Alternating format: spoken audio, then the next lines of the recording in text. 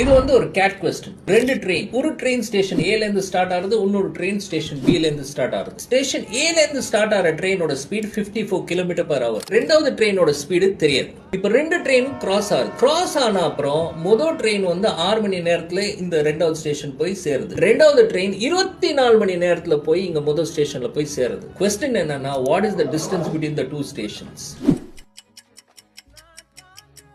இதுக்கு ஃபார்முலா என்ன யூஸ் பண்ணோம்னா, speed 1 by speed 2 is inversely proportional to square root of time 2 by time 1. அப்போ 54 divided by speed 2 is equal to square root of 24 divided by 6. So which is nothing but 54 by speed 2 is equal to 2.